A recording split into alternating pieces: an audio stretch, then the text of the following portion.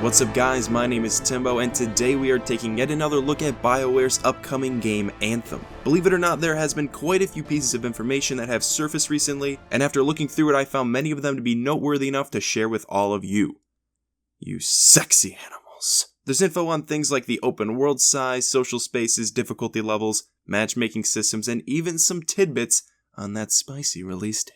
The only thing I will not be talking about in this video is EA's involvement with Anthem. While there has been lots of talk about that, especially with the controversy they've run into recently, I've decided if I were to discuss that with you guys, I would do so in a different video focusing on that topic alone. And guys, if you are someone that is new here and is excited for Anthem, I highly recommend you stick around by hitting that subscribe button to keep up to date on the game as it nears its beta and full release. We're all one big family here and we'd love it if you join us on this journey together.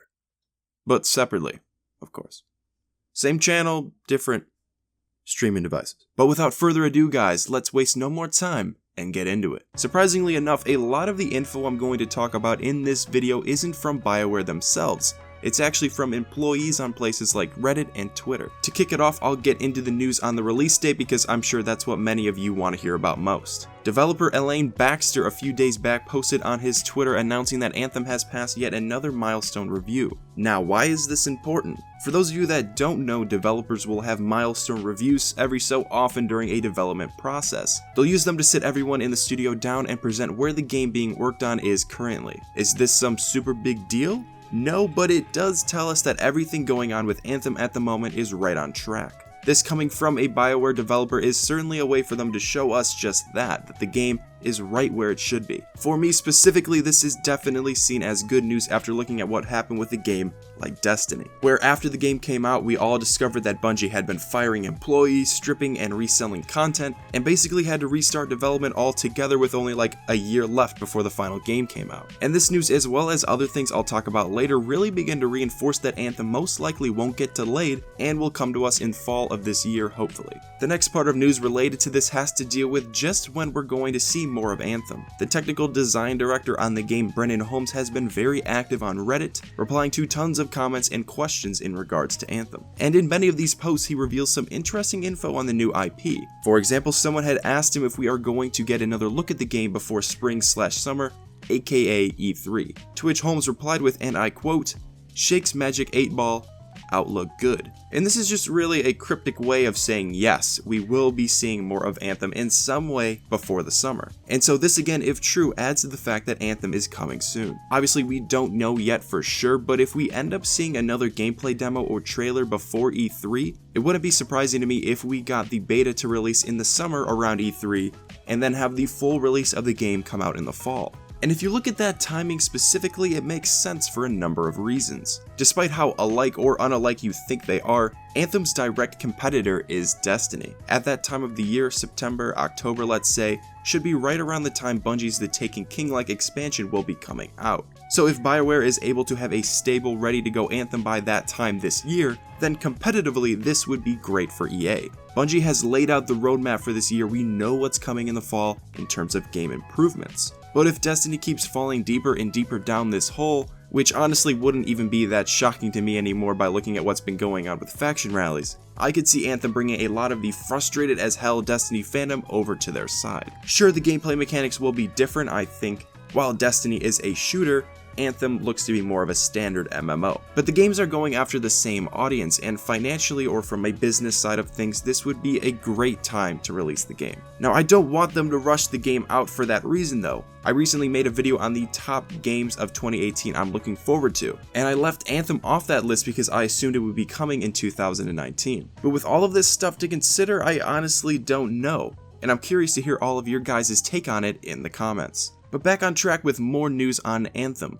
Brennan Holmes, like I said, has been and still is very active on Reddit answering a lot of questions. So right now I'm going to go over those I've found to be the most interesting. If you are watching this and you'd like even more info, I'll leave a link to his Reddit so you can view them all there in their full, uncensored, raw, uncut glory. So let's start by talking about the open world of Anthem and how it's going to work. A user on Reddit posed the question asking if Anthem's open world would be one big map like it is in The Division, let's say, or if it will be set up into different subzones like how Destiny is. To answer this question, Holmes said this: It's a bit of a mix. Destiny has some very cool server technology that allows them to host migrate seamlessly. This means that they can partition up spaces to be fairly small, which helps avoid taxing servers. Doesn't stop me from getting weaseled every 10 seconds though. We're taking a different approach, so our areas are a fair bit larger, but there will likely be some loads between some of these areas. We're still figuring out the exact details on a lot of this stuff. And then he ends it with a little smiley face because he's just such a nice guy.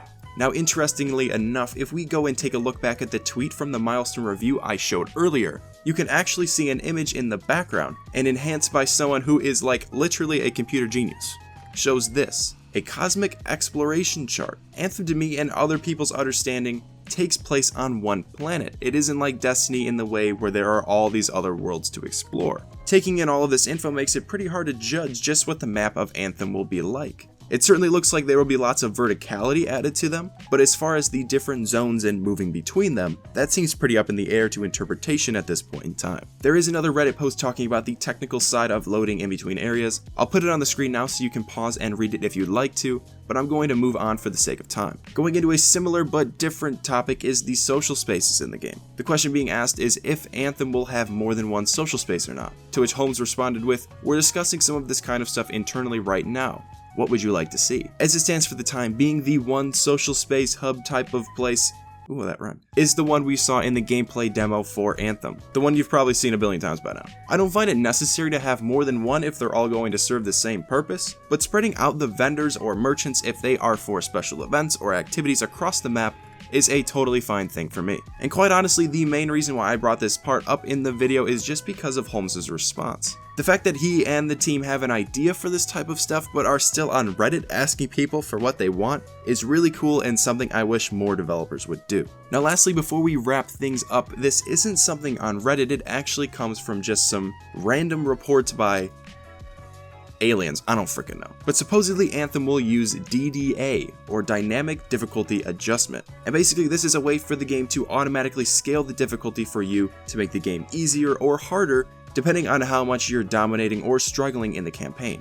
Other games have used this before, it's not a new technique, and generally speaking this will conceptually keep most players engaged by adjusting the difficulty for them so the game isn't too hard or too easy. The only issue with this is that it has some people a little unnerved thinking that EA can use this system similarly to Activision's loot box patent they had to encourage players to buy microtransactions. Say your grandma is playing this game, and let's face it, she sucks straight booty out there. So EA is like, hey granny, you'd probably do a bit better if you bought this Galahorn for $3.99.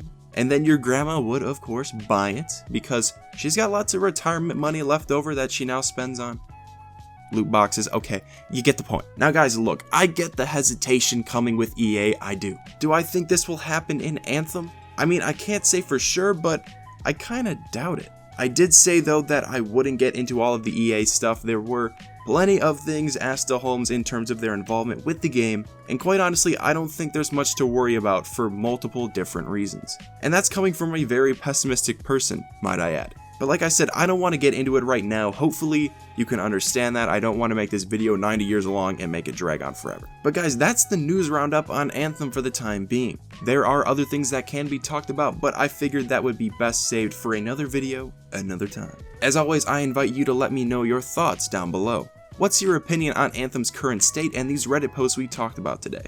Let me know in the comments. If you enjoyed the video, if you could please leave a like. If you're new to the channel and made it this far, make sure to hit that subscribe button. Thank you all so much for watching, and as always, I'll see you in the next one.